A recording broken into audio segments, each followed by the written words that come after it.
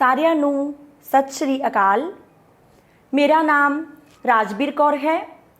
ਮੈਂ ਬਾਬਾ ਨਾਮਦੇਵ ਸਰਕਾਰੀ senior secondary school ਘੁਮਾਣ ਜ਼ਿਲ੍ਹਾ ਗੁਰਦਾਸਪੁਰ ਵਿਖੇ ਬਤੌਰ ਪੰਜਾਬੀ ਅਧਿਆਪਿਕਾ ਸੇਵਾ ਨਿਭਾ ਰਹੀ ਹਾਂ। ਅੱਜ ਅਸੀਂ 10ਵੀਂ ਜਮਾਤ ਦੇ ਪੰਜਾਬੀ ਵਿਸ਼ੇ ਦੇ ਪੇਪਰ ਏ ਦੇ ਪਾਠਕ੍ਰਮ ਵਿੱਚ ਸ਼ਾਮਿਲ ਵਾਰਤਕ ਭਾਗ ਅਧੀਨ ਆਉਂਦੇ ਲੇਖ ਮਹਾਕਵੀ ਕਾਲੀਦਾਸ ਬਾਰੇ ਗੱਲਬਾਤ ਕਰਾਂਗੇ। ਮਹਾਕਵੀ ਕਾਲੀਦਾਸ ਲੇਖ ਪ੍ਰੋਫੈਸਰ ਪਿਆਰਾ ਸਿੰਘ ਪਦਮ ਦਾ ਲਿਖਿਆ ਹੋਇਆ ਹੈ।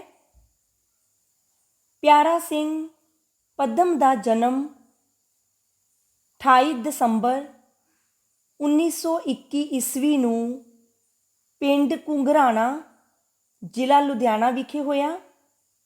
ਆਪ 1 ਮਈ 2001 ਨੂੰ ਸਦੀਵੀ ਵਿਛੋੜਾ ਦੇ ਗਏ।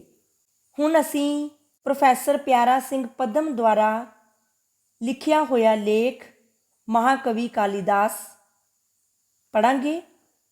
ਕੋਈ ਹਿੰਦੁਸਤਾਨ ਦਾ ਕਲਾਕਾਰ ਸਿਆਣਾ ਆਖ ਗਿਆ ਹੈ, ਲੋਕ ਜਿਸ ਜੋਬਨਵੰਤੀ ਸੁੰਦਰੀ ਨੂੰ ਕਵਿਤਾ ਦੇ ਨਾਂ ਨਾਲ ਸੱਦਦੇ ਆ ਰਹੇ ਹਨ, ਉਹ ਕਾਲੀਦਾਸ ਦੀ ਪ੍ਰੀਤਮਾ ਸੀ। ਉਹ ਆਪਣੇ ਸਵੰਬਰ ਸਮੇਂ ਕਾਲੀਦਾਸ ਤੋਂ ਵਧੇਕ ਸੁੰਦਰ ਵਰ ਹੋਰ ਲੱਭ ਹੀ ਨਹੀਂ ਸਕੀ। ਕਾਲੀਦਾਸ ਤੇ ਕਵਿਤਾ ਦੀ ਬਹੁਤ ਸੁੰਦਰ ਜੋੜੀ ਬਣੀ। ਐਸੀ ਪ੍ਰੇਮ ਭਰੀ ਮਨੋਹਰ ਜੋੜੀ ਕਿ ਦੋਵੇਂ ਅਮਰ ਹੋ ਗਏ। ਇਹ ਰਸਿਕ ਦਿਲਾਂ ਦੇ ਰਾਜਾ ਤੇ ਰਾਣੀ ਸਨ। ਇਹਨਾਂ ਦੀ ਸਲਤਨਤ ਸਦਾ ਸਾਹਿਤਿਕ ਹਿਰਦਿਆਂ ਤੇ ਕਾਇਮ ਰਹੇਗੀ।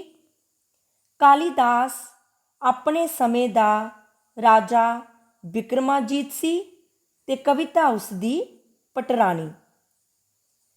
ਅਸੀਂ ਉਸ ਸ਼ਹਿਨਸ਼ਾਹ ਬਾਰੇ ਕੁਝ ਨਹੀਂ ਜਾਣਦੇ ਕਿ ਉਹ ਕਿੱਥੇ ਤੇ ਕਦੋਂ ਜੰਮਿਆ, ਕਿੱਥੇ ਉਸ ਆਪਣੀ ਬਚਪਨ ਦੀ ਖੇਡ ਖੇਡੀ, ਕਿਵੇਂ ਕਿਸ ਆਸ਼ਰਮ ਵਿੱਚ ਉਸ ਨੇ ਵਿੱਦਿਆ ਪੜ੍ਹੀ, ਜ਼ਿੰਦਗੀ ਦੇ ਕੀ ਉਤਰਾਅ ਚੜ੍ਹਾਅ ਉਸ ਤੱਕੇ, ਉਸ ਦੇ ਜੀਵਨ ਦਾ ਕੀ ਪਿਛੋਕੜ ਸੀ, ਉਸ ਦੇ ਮਾਪਿਆਂ ਦਾ ਕੀ ਨਾਮ ਸੀ, ਉਸ ਦਾ ਕਿਹੜਾ ਖਾਨਦਾਨ ਸੀ, ਸਾਨੂੰ ਕੁਝ ਪਤਾ ਨਹੀਂ। ਇਸ ਸਭ ਕੁਝ ਨਾ ਜਾਣਨ ਦੇ ਬਾਵਜੂਦ ਅਸੀਂ ਇਹ ਜਾਣਦੇ ਹਾਂ ਕਿ ਕਵਿਤਾ ਉਸ ਸ਼ਹਿਨਸ਼ਾਹ ਦੀ ਮਲਕਾ ਸੀ। ਉਹ ਮਲਕਾ ਆਖਦੀ ਹੈ, ਉਸ ਦੀ ਹੋਂਦ ਤੋਂ ਕੋਈ ਇਨਕਾਰ ਨਹੀਂ ਕਰ ਸਕਦਾ। ਜਿਤਨਾ ਚਿਰ ਮੈਂ ਸੰਸਾਰ 'ਤੇ ਜਿਉਂਦੀ ਹਾਂ, ਅਸੀਂ ਦੋਵੇਂ ਅਮਰ ਹਾਂ। ਕਿਤਨੀ ਅਜੀਬ ਘਟਨਾ ਹੈ ਕਿ ਇੱਕ ਅਬਲਾ ਸਦੀਆਂ ਤੋਂ ਮੋਏ ਪੁਰਸ਼ ਨੂੰ ਜਿਉਂਦਿਆਂ ਰੱਖੀ ਆ ਰਹੀ ਹੈ। ਨਾਰੀ ਦੀ ਕਰਾਮਾਤ। ਕਵਿਤਾ ਆਪਣੇ ਪ੍ਰੀਤਮ ਕਾਲੀਦਾਸ ਬਾਰੇ ਜੋ ਕੁਝ ਦੱਸਦੀ ਹੈ, ਉਹ ਤੇ ਦੱਸਦੀ ਹੀ ਹੈ। ਹੁਣ ਲੋਕ ਹੋਰ ਪੜਤਾਲਾਂ ਕਰਕੇ ਉਸ ਬਾਰੇ ਨਾ ਜਾਣੀਆਂ ਗੱਲਾਂ ਨੂੰ ਵੀ ਜਾਣਨ ਚਾਹੁੰਦੇ ਹਨ। ਉਹ ਅਨੁਮਾਨ ਲਾ ਕੇ ਦੱਸਦੇ ਹਨ ਕਿ ਕਾਲੀਦਾਸ ਹਿੰਦੁਸਤਾਨ ਦੇ ਪ੍ਰਤਾਪੀ ਬਾਦਸ਼ਾਹ ਬਿਕਰਮਾਜੀਤ ਜੀ ਦੇ 9 ਦਰਬਾਰੀ ਰਤਨਾਂ ਵਿੱਚੋਂ ਇੱਕ ਸੀ। ਪੁਰਾਣਾ ਇਤਿਹਾਸਕਾਰ ਰਾਜ ਤਰੰਗਣੀ ਦਾ ਕਰਤਾ ਕੱਲਣ ਆਪਣੀ ਪੁਸਤਕ ਵਿੱਚ 3 ਬਿਕਰਮਾਦਿੱਤਾ ਦਾ ਜ਼ਿਕਰ ਕਰਦਾ ਹੈ। ਕਿਹੜਾ ਕਿਸ ਸਮੇਂ ਇਹ ਨਹੀਂ ਪਤਾ। ਇੱਕ ਬਿਕਰਮਾਦਿੱਤ 11ਵੀਂ ਸਦੀ ਵਿੱਚ ਵੀ ਹੋਇਆ ਹੈ, ਇੱਕ 4ਥੀ ਸਦੀ ਵਿੱਚ ਤੇ ਇੱਕ 1ਲੀ ਸਦੀ ਤੋਂ ਵੀ ਪਹਿਲਾਂ। ਦੱਸਿਆ ਜਾਂਦਾ ਹੈ ਕਿ ਇਸ ਪਹਿਲੇ ਬਿਕਰਮਾਦਿੱਤ ਦੇ ਨਾਮ 'ਤੇ ਹੀ ਪਹਿਲੀ ਈਸਵੀ ਸਦੀ ਤੋਂ 56 ਵਰ੍ਹੇ ਪਹਿਲਾਂ ਇਸ ਦਾ ਬਿਕਰਮੀ ਸੰਮਤ ਸ਼ੁਰੂ ਹੋਇਆ, ਜੋ ਕੁਝ ਸਮਾਂ ਪਹਿਲੇ ਮਾਲਵਾ ਸੰਮਤ ਦੇ ਨਾਮ 'ਤੇ ਵੀ ਪ੍ਰਚਲਿਤ ਰਿਹਾ। ਇਹ ਬਿਕਰਮਾਦਿੱਤ ਉਜੈਨ ਦਾ ਬਾਦਸ਼ਾਹ ਸੀ। ਇਸ ਦੇ ਦਰਬਾਰ ਦਾ ਸ਼ਿੰਗਾਰ ਕਾਲੀਦਾਸ ਸੀ। ਕਾਲੀਦਾਸ ਆਪਣੀਆਂ ਪੁਸਤਕਾਂ ਵਿੱਚ ਉਜੈਨ ਨਗਰੀ ਦਾ ਚੰਗੇ ਗੂੜੇ ਸਨੇਹ ਨਾਲ ਬਿਆਨ ਕਰਦਾ ਹੈ। ਆਮ ਰਵਾਇਤ ਵੀ ਹੈ ਕਿ ਕਾਲੀਦਾਸ ਬਿਕਰਮਾਜੀਤ ਦੇ ਦਰਬਾਰ ਦਾ ਮਹਾਕਵੀ ਸੀ, ਪਰ ਇਹ ਨਿਰਣਾ ਕਰਨਾ ਜਰਾ ਔਖਾ ਹੈ ਕਿ ਕਿਸ ਬਿਕਰਮਾਜੀਤ ਦੇ ਸਮੇਂ ਵਿੱਚ ਇਹ ਕਵੀ ਹੋਇਆ। ਉਹ ਜਿਸ ਵੇਲੇ ਵੀ ਹੋਇਆ, ਉਹ ਸਮਾਂ ਸੁਨਹਿਰੀ ਸੀ।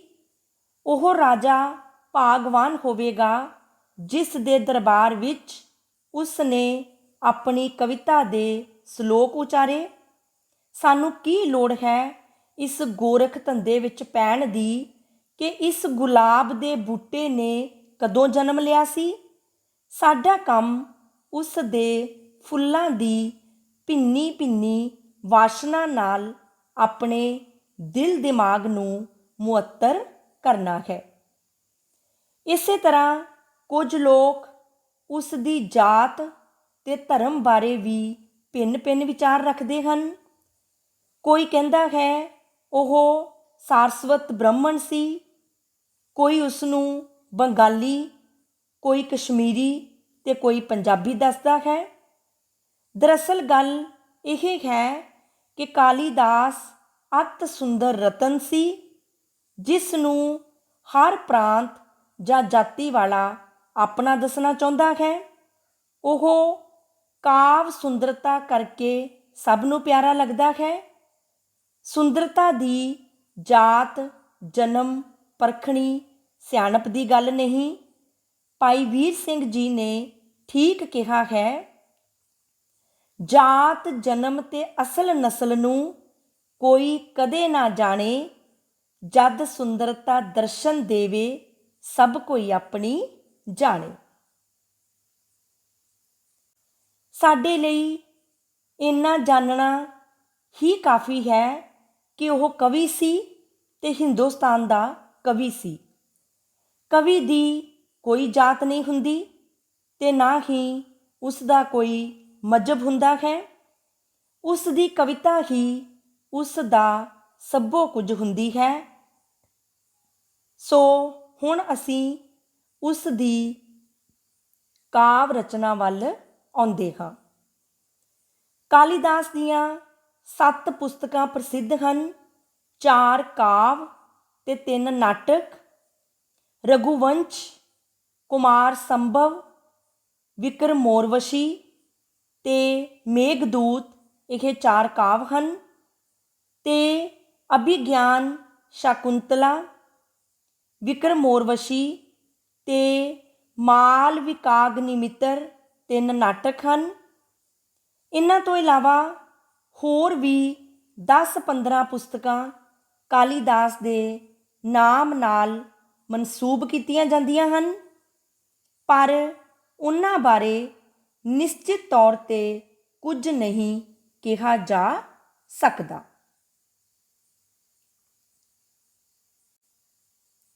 ਰਘੂਵੰਸ਼। ਰਘੂਵੰਸ਼ ਮਹਾਂਕਾਵ ਹੈ। ਇਸ ਦੀ ਕਥਾ ਕਹਾਣੀ ਦੀ ਉਸਾਰੀ ਵਾਲਮੀਕੀ ਰਾਮਾਇਣ ਦੇ ਆਧਾਰ 'ਤੇ ਹੈ। ਬ੍ਰਜਬੰਸੀ ਰਾਜਿਆਂ ਦਾ ਜੀਵਨ ਸਮਾਚਾਰ ਹੈ। ਇਸ ਦੇ ਕੁੱਲ 19 ਸਰਗ ਹਨ। ਇਸ ਮਹਾਂਕਾਵ ਵਿੱਚ ਨਦੀਆਂ, ਬਾਗਾਂ, ਪਹਾੜਾਂ, ਪਿੰਡਾਂ, ਸ਼ਹਿਰਾਂ ਤੇ ਕੁਦਰਤੀ ਨਜ਼ਾਰਿਆਂ ਦੇ ਚਿੱਤਰ ਬਹੁਤ ਸੋਹਣੇ ਚਿੱਤਰੇ ਹਨ। ਕਵੀ ਨੇ ਆਰੀਆਈ ਸੱਭਿਆਚਾਰ ਦੇ ਹਰ ਪਹਿਲੂ ਨੂੰ ਸਿਖਰ 'ਤੇ ਪੁੱਜਿਆ ਦਰਸਾਇਆ ਹੈ। ਹੋਰ ਵੀ ਭੂਗੋਲ, ਖਗੋਲ, ਵਿਗਿਆਨ, ਫਿਲਾਸਫੀ ਆਦਿ ਦੀ ਜਾਣਕਾਰੀ ਉਸ ਦੀ ਰਚਨਾ ਦੇ ਹਰ ਹਿੱਸੇ ਤੋਂ ਜ਼ਾਹਰ ਹੁੰਦੀ ਹੈ। ਕੁਮਾਰ ਸੰਭਵ, ਇਸ ਵਿੱਚ ਪਾਰਬਤੀ ਤੇ ਸ਼ਿਵ ਜੀ ਦੀ ਪ੍ਰੇਮ ਮਿਲਣੀ ਬਿਆਨੀ ਗਈ ਹੈ। ਹਿਮਾਲਿਆ ਦੀਆਂ ਬਰਫਾਨੀ ਚੋਟੀਆਂ ਦਾ ਸਿਖਰ ਅੱਜ ਵੀ ਦਿਲ ਨੂੰ ਠੰਡਾ ਠੰਡਾ ਤੇ ਮਨਮੋਹਣਾ ਲੱਗਦਾ ਹੈ। ਇਹਨਾਂ ਚੋਟੀਆਂ ਵਿੱਚ ਤਪ ਕਰਦੇ ਸ਼ਿਵਜੀ ਨੂੰ ਵੇਖ ਕੇ ਹੀ ਪਾਰਬਤੀ ਮੋਹਿਤ ਹੋ ਗਈ ਸੀ। ਪਹਿਲੇ ਪਹਿਲੇ ਸ਼ਿਵ ਸਮਾਧੀ ਵਿੱਚ ਹਨ। ਉਹ ਆਪਣੀ ਸਮਾਧੀ ਖੋਲ੍ਹਦੇ ਹਨ। ਪਾਰਬਤੀ ਬੇਚੈਨ ਹੈ। ਕਾਮਦੇਵ ਉਹਨਾਂ ਦੀ ਸਮਾਧੀ ਖੋਲ੍ਹਣ ਲਈ ਆਉਂਦਾ ਹੈ। ਫਿਰ ਸ਼ਿਵਾ ਦੇ ਤੇਜ ਨੈਣ ਉਸ ਨੂੰ ਭਸਮਾਭੂਤ ਕਰ ਦਿੰਦੇ ਹਨ। ਆਖਰ ਓਮਾ ਭਾਵ ਪਾਰਬਤੀ ਦਾ ਪਿਓ ਹਿਮਾਲਿਆ ਇਸ ਪ੍ਰੇਮ ਮਿਲਣੀ ਦੀ ਪ੍ਰਵਾਨਗੀ ਦੇ ਦਿੰਦਾ ਹੈ। ਇਸ ਰਚਨਾ ਦੇ 8 ਸਰਗ ਹਨ। ਰਿਤੂ ਸੰਹਾਰ, ਇਹ ਕੇਵਲ ਮੁਖਤਲਿਫ ਰੁੱਤਾਂ ਦੇ ਬਿਆਨ ਦਾ ਨਿੱਕਾ ਕਾਵਿ ਹੈ। ਗ੍ਰੀਖਮ ਤੋਂ ਸ਼ੁਰੂ ਹੋ ਕੇ ਬਸੰਤ ਰੁੱਤ 'ਤੇ ਮੁੱਕਦਾ ਹੈ। ਭਾਵੇਂ ਇਹ ਛੋਟੀ ਜਿਹੀ ਰਚਨਾ ਹੈ, ਪਰ ਕੁਦਰਤ ਦਾ ਰਸ ਮਾਣਨ ਲਈ ਇਹ ਇੱਕ ਅਮੋਲਕ ਚਿਤਰਾਵਲੀ ਹੈ। ਕਵੀ ਨੇ 6 ਰੁੱਤਾਂ ਦੀ ਸੁੰਦਰਤਾ ਨੂੰ ਆਪਣੀ ਕਵਿਤਾ ਦੀ ਜੰਜੀਰ ਨਾਲ ਇੱਕੋ ਥਾਂ ਬੰਨ ਰੱਖਿਆ ਹੈ। ਮੇਘਦੂਤ, ਇਹ ਵੀ ਨਿੱਕਾ ਜਿਹਾ ਕਾਵਿ ਹੈ। ਇਸ ਵਿੱਚ ਕਵੀ ਨੇ ਮੇਘਾਂ ਦੀ ਸਾਵਲੀ ਉਜਲੀ ਸੁੰਦਰਤਾ ਦੇ ਭਿੰਨ ਭਿੰਨ ਨਜ਼ਾਰੇ ਚਿੱਤਰੇ ਹਨ। ਅਸਲ ਕਹਾਣੀ ਇਹ ਹੈ ਕਿ ਦੇਵਤਿਆਂ ਦੇ ਖਜ਼ਾਨਚੀ ਕੁਬੇਰ ਇੱਕ ਯਕਸ਼ ਨੂੰ ਸਰਾਪ ਦੇ ਦਿੰਦੇ ਹਨ, ਜਿਸ ਕਰਕੇ ਉਸ ਨੂੰ ਸਾਲ ਭਰ ਆਪਣੀ ਪ੍ਰੀਤਮਾ ਤੋਂ ਵਿਛੜੇ ਰਹਿਣਾ ਪੈਂਦਾ ਹੈ। ਯਕਸ਼ ਰਾਮਗਿਰੀ 'ਤੇ ਰਹਿੰਦਾ ਹੈ। ਉਸ ਦੀ ਪਤਨੀ ਅਲਕਾਪੁਰੀ ਵਿੱਚ, ਜੋ ਕਿ ਕੈਲਾਸ਼ ਦੀ ਚੋਟੀ 'ਤੇ ਇੱਕ ਬਸਤੀ ਹੈ। ਸਾਵਣ ਦੇ ਵਰਦੇ ਮੇਘਾਂ ਤੇ ਚਮਕਦੀਆਂ ਬਿਜਲੀਆਂ ਵਿੱਚ ਦੋਹਾਂ ਪ੍ਰੇਮੀਆਂ ਨੂੰ ਵਿਛੋੜੇ ਦਾ ਸਮਾਂ ਗੁਜ਼ਾਰਨਾ ਪੈਂਦਾ ਹੈ। ਇਸ ਸਮੇਂ ਯਕਸ਼ ਆਪਣੀ ਪ੍ਰੀਤਮਾ ਪਾਸ ਮੇਘ ਨੂੰ ਦੂਤ ਬਣਾ ਕੇ ਆਪਣਾ ਸੰਦੇਸ਼ ਦੇਣ ਲਈ ਭੇਜਦਾ ਹੈ। ਕਵੀ ਦੀ ਕਲਪਨਾ ਵੇਖੋ, ਮੇਘ ਨੂੰ ਸੁਨੇਹਾ ਦੇ ਕੇ ਅਲਕਾਪੁਰੀ ਵੱਲ ਤੋਰਿਆ ਤੇ ਤਾਕੀਦ ਕੀਤੀ ਹੈ, ਤੂੰ ਕਿਤੇ ਠਹਿਰਨਾ ਨਹੀਂ ਹੋਵੇਗਾ। ਜਾਂਦਾ ਜਾਂਦਾ ਨਦੀਆਂ ਦੇ ਪਾਣੀ ਪੀਂਦਾ ਉਸ ਦੇਸ ਜ਼ਰੂਰ ਪਹੁੰਚਣਾ। ਮੇਰੀ ਪ੍ਰੀਤਮਾ ਤੇਰੇ ਸੰਦੇਸ਼ ਨੂੰ ਸੁਣਨ ਲਈ ਉਡੀਕ ਵਿੱਚ ਖਲੋਤੀ ਹੋਵੇਗੀ। ਅਭਿਗਿਆਨ ਸ਼ਕੁੰਤਲਾ, ਇਸ ਨਾਟਕ ਦੇ 5 ਅੰਕ ਹਨ। ਇਸ ਵਿੱਚ ਕਵੀ ਨੇ ਹਿੰਦੁਸਤਾਨ ਦੇ ਸ਼ਹਿਜ਼ਾਦੇ ਦੁਸ਼ਯੰਤ ਦੇ ਬਣ ਵਿੱਚ ਰਹਿਣ ਵਾਲੇ ਰਿਸ਼ੀਆਂ ਦੀ ਕੁੜੀ ਸ਼ਕੁੰਤਲਾ ਦੀ ਪ੍ਰੀਤ ਦਾ ਬਿਆਨ ਹੈ। ਦੁਸ਼ਯੰਤ ਸ਼ਿਕਾਰ ਖੇਡਦਾ ਖੇਡਦਾ ਰਿਸ਼ੀਆਂ ਦੇ ਆਸ਼ਰਮ ਪਾਸ ਆ ਜਾਂਦਾ ਹੈ, ਜਿੱਥੇ ਸ਼ਕੁੰਤਲਾ ਆਪਣੀਆਂ ਸਹੇਲੀਆਂ ਨਾਲ ਫੁਲਵਾੜੀ ਨੂੰ ਪਾਣੀ ਦੇ ਰਹੀ ਹੈ। ਇੱਥੇ ਹੀ ਦੋਹਾਂ ਦਾ ਮਿਲਾਪ ਹੁੰਦਾ ਹੈ। ਸ਼ਹਿਜ਼ਾਦਾ ਸ਼ਕੁੰਤਲਾ ਦੀ ਉਂਗਲੀ ਵਿੱਚ ਪ੍ਰੀਤ ਨਿਸ਼ਾਨੀ ਆਪਣੀ ਮੁੰਦਰੀ ਪਾ ਜਾਂਦਾ ਹੈ। ਕੁਝ ਸਮੇਂ ਬਾਅਦ ਸ਼ਕੁੰਤਲਾ ਦਾ ਪਿਤਾ ਉਸ ਨੂੰ ਆਪਣੇ ਸਹੁਰੇ ਘਰ ਭੇਜਦਾ ਹੈ, ਪਰੰਤੂ ਦੁਸ਼ਯੰਤ ਦੁਰਵਾਸਾ ਦੇ ਸਰਾਪ ਕਾਰਨ ਉਸ ਨੂੰ ਭੁੱਲ ਜਾਂਦਾ ਹੈ। ਸ਼ਕੁੰਤਲਾ ਮੁੰਦਰੀ ਦਿਖਾਉਣ ਲੱਗਦੀ ਹੈ, ਪਰੰਤੂ ਮੁੰਦਰੀ ਰਸਤੇ ਵਿੱਚ ਹੀ ਕਿਤੇ ਪਾਣੀ ਪੀਣ ਲੱਗਿਆਂ ਦਰਿਆ ਵਿੱਚ ਡਿੱਗ ਪੈਂਦੀ ਹੈ, ਜਿਸ ਨੂੰ ਇੱਕ ਮੱਛੀ ਨਿਗਲ ਜਾਂਦੀ ਹੈ। ਮਾਛੀ ਮੱਛੀ ਪਕੜ ਕੇ ਲੈ ਜਾਂਦਾ ਹੈ ਤੇ ਮੁੰਦਰੀ ਦੁਸ਼ਯੰਤ ਪਾਸ ਪੁੱਜ ਜਾਂਦੀ ਹੈ। ਮੁੰਦਰੀ ਨੂੰ ਵੇਖਣ ਸਾਰ ਉਸ ਨੂੰ ਸ਼ਕੁੰਤਲਾ ਦੇ ਮਾਸੂਮ ਪ੍ਰੇਮ ਦੀ ਯਾਦ ਆ ਜਾਂਦੀ ਹੈ। ਉਹ ਬਣ ਵਿੱਚ ਵਿਛੋੜੇ ਦੇ ਦਿਨ ਗੁਜ਼ਾਰਦੀ ਆਪਣੇ ਨਵ ਜੰਮੇ ਬੱਚੇ ਭਰਤ ਨਾਲ ਦਿਲ ਪਰਚਾਵਾ ਕਰਦੀ ਹੈ। ਇੱਥੇ ਹੀ ਦੁਸ਼ਯੰਤ ਦਾ ਮਿਲਾਪ ਹੋ ਜਾਂਦਾ ਹੈ। ਵਿਕਰਮੋਰਵਸ਼ੀ ਨਾਟਕ ਇਹ ਚੰਦਰਬੰਸ਼ੀ ਖਾਨਦਾਨ ਦੇ ਰਾਜਾ ਪੁਰੂਰਵਸ਼ ਤੇ ਉਰਵਸ਼ੀ ਦੀ ਪ੍ਰੇਮ ਕਹਾਣੀ ਦਾ ਨਾਟਕ ਹੈ। ਰਾਜਾ ਪੁਰੂਰਵਸ਼ ਨਾਰਾਇਣ ਰਿਸ਼ੀ ਦੀ ਧੀ ਉਰਵਸ਼ੀ ਨੂੰ ਦੈਂਤਾਂ ਦੇ ਪੰਜੇ ਵਿੱਚੋਂ ਛੁਡਾ ਕੇ ਲਿਆਉਂਦਾ ਹੈ। ਇਸ ਸਮੇਂ ਦੋਹਾਂ ਦਾ ਪਿਆਰ ਪੈ ਜਾਂਦਾ ਹੈ। ਉਰਵਸ਼ੀ ਜਾਣਾ ਨਹੀਂ ਚਾਹੁੰਦੀ। ਉਸ ਦੀ ਸਹੇਲੀ ਚਿੱਤਰਲੇਖਾ ਕਹਿੰਦੀ ਹੈ, ਮਹਾਰਾਜ, ਉਰਵਸ਼ੀ ਨੂੰ ਜਾਣ ਦੀ ਆਗਿਆ ਦਿਓ। ਉਹ ਤੁਹਾਡੇ ਪਰਉਪਕਾਰ ਦੀ ਕੀਰਤੀ ਸੁਰਗ ਵਿੱਚ ਲੈ ਜਾਵੇ। ਉਰਵਸ਼ੀ ਸੁਰਗ ਨੂੰ ਚਲੀ ਜਾਂਦੀ ਹੈ। ਇੱਧਰ ਰਾਜਾ ਬਿਰਹੋਂ ਨਾਲ ਬੇਚੈਨ ਰਹਿੰਦਾ ਹੈ। ਫਿਰ ਉਹ ਦੈਵੀ ਸ਼ਕਤੀ ਨਾਲ ਰਾਜੇ ਦੇ ਦਰਸ਼ਨਾਂ ਨੂੰ ਆਉਂਦੀ ਹੈ, ਪਰੰਤੂ ਫੌਰਨ ਸੁਰਗ ਵਾਲੇ ਉਸ ਨੂੰ ਲక్ష్ਮੀ ਸਵਯੰਬਰ ਨਾਟਕ ਖੇਡਣ ਲਈ ਸੱਦ ਲੈਂਦੇ ਹਨ। ਉੱਥੇ ਨਾਟਕ ਖੇਡਦਿਆਂ ਵੀ ਉਸ ਨੂੰ ਪੁਰੂਰਵਸ਼ ਦਾ ਪਿਆਰ ਨਹੀਂ ਭੁੱਲਦਾ।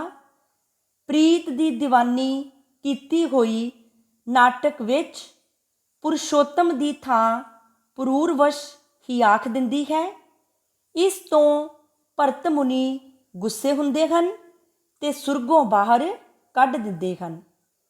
ਇੰਦਰ ਇਸ ਸਰਾਪ ਨੂੰ ਸੁਖਦਾਈ ਬਣਾ ਦਿੰਦਾ ਹੈ ਕਿ ਜਿਤਨਾ ਚਿਰ ਉਰਵਸ਼ੀ ਧਰਤੀ ਤੇ ਰਹੇ, ਰਾਜਾ ਪੁਰੂਰਵਸ਼ ਪਾਸ ਰਹੇ। ਇਉਂ ਸਿਆਣਾ ਨਾਟਕਕਾਰ ਸੁਰਗ ਤੇ ਧਰਤੀ ਦਾ ਵਿਆਹ ਕਰ ਦਿੰਦਾ ਹੈ। ਇੱਕ ਦਿਨ ਰਾਜਾ ਤੇ ਉਰਵਸ਼ੀ ਵਿਛੜ ਜਾਂਦੇ ਹਨ। ਰਾਜਾ ਬੌਲਾ ਹੋਇਆ ਪਰਬਤਾਂ, ਨਦੀਆਂ, ਪੰਛੀਆਂ, ਭੌਰਿਆਂ, ਹਿਰਨਾਂ, ਹਾਥੀਆਂ ਨੂੰ ਪੁੱਛਦਾ ਫਿਰਦਾ ਹੈ। ਆਖਰ ਰਾਜਾ ਉਰਵਸ਼ੀ ਨੂੰ ਲੱਭ ਲੈਂਦਾ ਹੈ, ਜੋ ਬਣ ਵਿੱਚ ਵੇਲ ਬਣੀ ਹੋਈ ਸੀ। ਦੋਵੇਂ ਵਾਪਸ ਰਾਜ ਮਹਿਲਾਂ ਨੂੰ ਆ ਜਾਂਦੇ ਹਨ। ਦੋਹਾਂ ਦਾ ਜੀਵਨ ਭਰ ਲਈ ਮੇਲ ਬਣਿਆ ਰਹਿੰਦਾ ਹੈ। ਮਾਲ ਵਿਕਾਗਨਿਮਿਤਰ, ਇਸ ਵਿੱਚ ਰਾਜੇ ਅਗਨੀਮਿਤਰ ਦਾ ਇੱਕ ਬੋਧੀ ਭਿਕਸ਼ਣੀ ਨਾਲ ਪ੍ਰੀਤ ਕਿੱਸਾ ਬਿਆਨ ਕੀਤਾ ਗਿਆ ਹੈ। ਸਾਰੇ ਵਿਦਵਾਨ ਇਸ ਨਾਟਕ ਨੂੰ ਕਾਲੀਦਾਸ ਦੀ ਰਚਨਾ ਮੰਨਣ ਤੇ ਇਤਫਾਕ ਨਹੀਂ ਕਰਦੇ, ਪਰ ਕਈ ਵਿਦਵਾਨਾਂ ਦਾ ਵਿਚਾਰ ਹੈ ਕਿ ਇਹ ਉਸ ਦੀ ਰਚਨਾ ਹੈ। ਕਾਲੀਦਾਸ ਦੇ ਨਾਟਕ ਸੁਖਾਂਤ ਹਨ। ਹਿੰਦੁਸਤਾਨੀ ਵਿਚਾਰਵਾਨ ਜ਼ਿੰਦਗੀ ਦਾ ਮਨੋਰਥ ਪਰਮਾਨੰਦ ਮੰਨਦੇ ਹਨ। ਇਸ ਲਈ ਇੱਥੋਂ ਦੇ ਨਾਟਕਕਾਰ ਜੀਵਨ ਸੰਗਰਾਮ ਦਿਖਾ ਕੇ ਅੰਤ ਵਿੱਚ ਖੁਸ਼ੀ ਤੇ ਸ਼ਾਂਤੀ ਦਾ ਨਜ਼ਾਰਾ ਹੀ ਮੂਰਤੀਮਾਨ ਕਰਦੇ ਹਨ। ਪੱਛਮ ਵਿੱਚ ਨਾਟਕ ਵਧੇਰੇ ਦੁਖਾਂਤ ਦਿਖਾਏ ਜਾਂਦੇ ਹਨ, ਜੋ ਜੀਵਨ ਨੂੰ ਨਿਰਾਸ਼ਤਾ ਦੀ ਖੱਡ ਵਿੱਚ ਸੁੱਟ ਕੇ ਸ਼ਾਂਤੀ ਦਾ ਸੰਦੇਸ਼ ਨਹੀਂ ਦਿੰਦੇ। ਕਾਲੀਦਾਸ ਦੀ ਕਵਿਤਾ ਕੱਚਾ ਦੁੱਧ ਹੈ, ਕਿਤੇ ਪਤਲੀ ਲੱਸੀ ਨਹੀਂ। ਹਰ ਗੱਲ ਵਿੱਚ ਕੋਈ ਨਾ ਕੋਈ ਚਮਤਕਾਰ ਪਾਇਆ ਜਾਂਦਾ ਹੈ। ਉਸ ਦੀਆਂ ਉਪਮਾਵਾਂ ਬਹੁਤ ਮੰਨੀਆਂ ਗਈਆਂ ਹਨ। ਸੌਖੇ ਸੌਖੇ ਨਿੱਕੇ ਨਿੱਕੇ ਸ਼ਬਦਾਂ ਨਾਲ ਹੌਲਾ ਫੁੱਲ ਬਿਆਨ ਟੋਰੀ ਜਾਂਦਾ ਹੈ, ਪਰੰਤੂ ਕਵੀ ਜਦੋਂ ਭਿਆਨਕ ਨਜ਼ਾਰੇ ਚਿੱਤਰਦਾ ਹੈ ਤਾਂ ਬਿਜਲੀ ਵਰਗੇ ਗਰਜਵੇਂ ਸ਼ਬਦ ਲੈ ਆਉਂਦਾ ਹੈ। ਬੋਲੀ 'ਤੇ ਉਸ ਦਾ ਅਜਬ ਕਾਬੂ ਹੈ। ਇੱਕ ਦੋ ਬੁਰਸ਼ ਮਾਰ ਕੇ ਹੀ ਤਸਵੀਰ ਮੁਕੰਮਲ ਕਰ ਦਿੰਦਾ ਹੈ। ਕਵੀ ਹਰ ਗੱਲ ਨੂੰ ਕਟਾਕਸ਼ ਨਾਲ ਬਿਆਨ ਕਰਨ ਵਿੱਚ ਮਾਹਰ ਹੈ। ਕਾਲੀਦਾਸ ਸੁੰਦਰਤਾ ਦਾ ਕਵੀ ਹੈ। ਸੁੰਦਰਤਾ ਦਾ ਬਿਆਨ ਉਹ ਬਹੁਤ ਸਾਦੀਆਂ ਗੱਲਾਂ ਵਿੱਚ ਕਰ ਜਾਂਦਾ ਹੈ। ਕਈ ਥਾਂ ਬੁਝਾਰਤਾਂ ਦਾ ਬਿਆਨ ਉਹ ਬਹੁਤ ਸਾਦੀਆਂ ਗੱਲਾਂ ਵਿੱਚ ਕਰ ਜਾਂਦਾ ਹੈ। ਕਈ ਥਾਂ ਬੁਝਾਰਤਾਂ ਪਾ ਪਾ ਕੇ ਵੀ। ਇਉਂ ਅਸੀਂ ਵੇਖਦੇ ਹਾਂ ਕਿ ਕਾਲੀਦਾਸ ਦੇ ਸੁੰਦਰਤਾ ਦੇ ਬਿਆਨ ਬਿਰਹੋਂ ਦੇ ਵਿਆਕੁਲ ਚਿੱਤਰ, ਕੁਦਰਤੀ ਨਜ਼ਾਰੇ ਹਰ ਪਹਿਲੂ ਤੋਂ ਪੂਰੇ ਉਤਰਦੇ ਦਿਸਦੇ ਹਨ। ਪੂਰਬ ਦੇ ਲੋਕ ਕਾਲੀਦਾਸ ਦਾ ਨਾਮ ਕਵਿਤਾ ਦਾ ਸਭ ਤੋਂ ਉੱਚਾ ਮਿਆਰ ਦੱਸਣ ਲਈ ਵਰਤਦੇ ਹਨ। ਇੱਕ ਵਿਦਵਾਨ ਸਮਾਲੋਚਕ ਨੇ ਤਾਂ ਕਿਹਾ ਹੈ ਕਿ ਹੱਥ ਦੀ ਚੀਚੀ ਲਾਗਲੀ ਉਂਗਲੀ ਨੂੰ ਅਨਾਮਿਕਾ ਦਾ ਨਾਮ ਐਵੇਂ ਨਹੀਂ ਦਿੱਤਾ ਗਿਆ। ਇਸ ਦੇ ਅਰਥ ਹਨ, ਉਸ ਦਾ ਕੋਈ ਨਾ ਥਾਂ ਨਹੀਂ ਜਾਂ ਉਹ ਹੈ ਹੀ ਨਹੀਂ।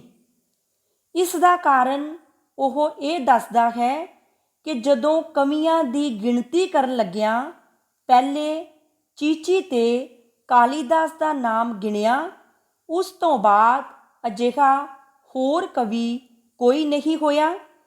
ਇਸ ਲਈ ਅਗਲੀ ਉਂਗਲੀ ਅਨਾਮਿਕਾ ਦਾ ਨਾਮ ਵੀ ਸਾਰਥਕ ਹੋ ਗਿਆ, ਕਿਉਂਕਿ ਅੱਗੇ ਨਾਮ ਲੈਣ ਨੂੰ ਕਾਲੀਦਾਸ ਦੇ ਮੁਕਾਬਲੇ ਦਾ ਹੋਰ ਕੋਈ ਕਵੀ ਹੈ ਹੀ ਨਹੀਂ ਸੀ।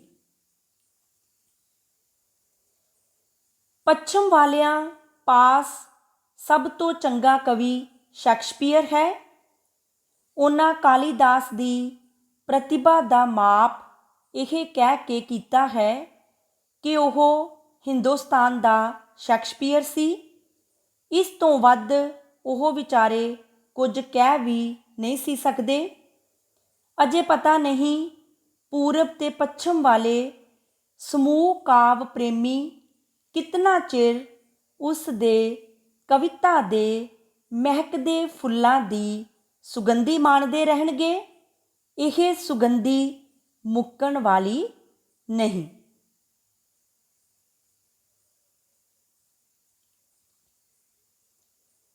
ਹੁਣ ਅਸੀਂ ਮਹਾਕਵੀ ਕਾਲੀਦਾਸ ਲੇਖ ਬਾਰੇ ਕੁਝ ਅਭਿਆਸੀ ਪ੍ਰਸ਼ਨ ਅਤੇ ਉਹਨਾਂ ਪ੍ਰਸ਼ਨਾਂ ਦੇ ਉੱਤਰ ਦੇਖਾਂਗੇ। ਪਹਿਲਾ ਪ੍ਰਸ਼ਨ ਹੈ, ਕਾਲੀਦਾਸ ਕੌਣ ਸੀ? ਉਸ ਨੂੰ ਇੰਨੀ ਪ੍ਰਸਿੱਧੀ ਕਿਉਂ ਮਿਲੀ? ਇਸ ਪ੍ਰਸ਼ਨ ਦਾ ਉੱਤਰ ਹੈ, ਕਾਲੀਦਾਸ ਦੇ ਜਨਮ, ਥਾਂ, ਟਿਕਾਣੇ ਅਤੇ ਜੀਵਨ ਦੀਆਂ ਹੋਰਨਾਂ ਘਟਨਾਵਾਂ ਬਾਰੇ ਸਾਨੂੰ ਕੁਝ ਵੀ ਪਤਾ ਨਹੀਂ। ਖੋਜੀਆਂ ਦੇ ਅਨੁਮਾਨ ਅਨੁਸਾਰ ਉਹ ਈਸਾ ਤੋਂ 56 ਸਾਲ ਪਹਿਲਾਂ ਹੋਏ ਬਾਦਸ਼ਾਹ ਬਿਕਰਮਾਜੀਤ ਦੇ 9 ਦਰਬਾਰੀ ਰਤਨਾਂ ਵਿੱਚੋਂ ਇੱਕ ਸੀ। ਉਸ ਨੂੰ ਇੰਨੀ ਪ੍ਰਸਿੱਧੀ ਆਪਣੀ ਸੁੰਦਰ ਅਤੇ ਅਮਰ ਕਾਵ ਰਚਨਾ ਕਰਕੇ ਪ੍ਰਾਪਤ ਹੋਈ।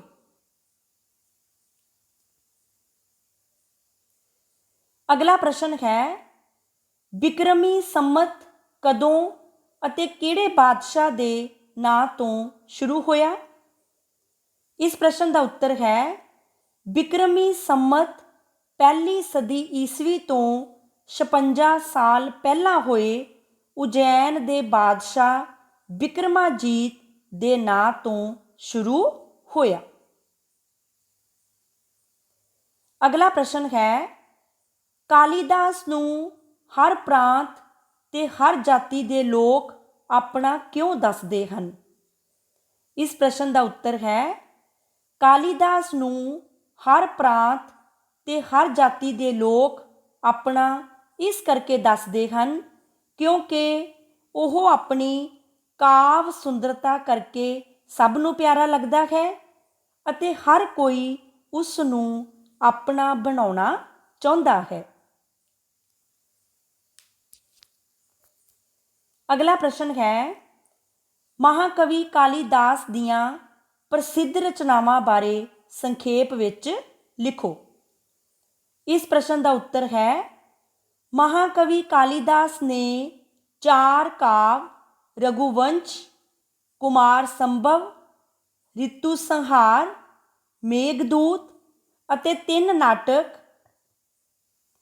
ਅਭਿਗਿਆਨ ਸ਼ਕੁੰਤਲਾ, ਵਿਕਰਮੋਰਵਸ਼ੀ, ਮਾਲਵਿਕਾਗਨਿਮਿਤਰ ਲਿਖੇ।